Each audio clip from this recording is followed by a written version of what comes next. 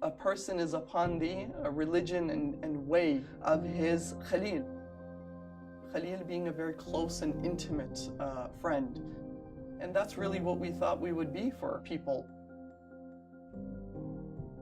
When we first started, I said, I think I'd like to start with a very, very small office and a small staff just to see if this even takes. Like, I wasn't sure our community would be receptive to counseling and therapy. We were speaking to and addressing a underserved need, a disparity in mental health care where Muslims did not have access to spiritually integrated psychotherapy or mental health care. It's very common. I actually come across quite a few clients on a regular basis who tell me that they've been looking for these services for years, and it's not uncommon actually for me to come across someone who's been dealing with an issue for 10 years before they were able to come here and first be able to address their issue in a way that they came back satisfied.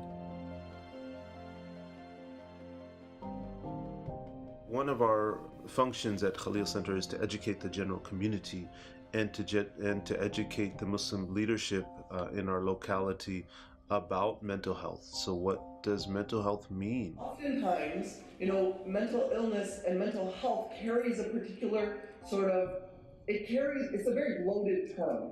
And for a lot of good reasons, right? Post-colonialism. Here at the Khalil Center, we try to normalize this concept that, you don't have to be here, you don't have to be really sick to be here. Some people just come because they're just looking for some guidance. So they're not having a real psychological disorder, but they just want to come. Sometimes people come in here because they don't have anyone to talk to. So we tell them, it's okay. You don't have to be sick to be here.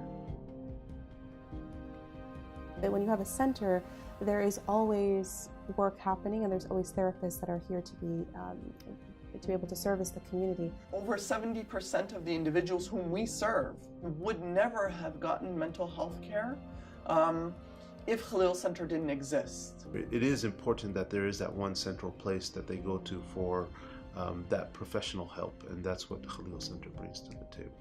It's surprising, since Khalil Center was launched and established, in the last 7 years, it's actually quite surprising how much traffic comes into Khalil Center. Part of what Khalil Center is doing is creating a movement. We're creating a movement of changing the way mental health care is done, rooted in our tradition, but also making accessible these services to other people, which means that there needs to be community buy-in. And we could not do this work without the generous support of, for example, our parent organization, the Zakat Foundation. Their support is basically what allows the Khalil Center to continue this work.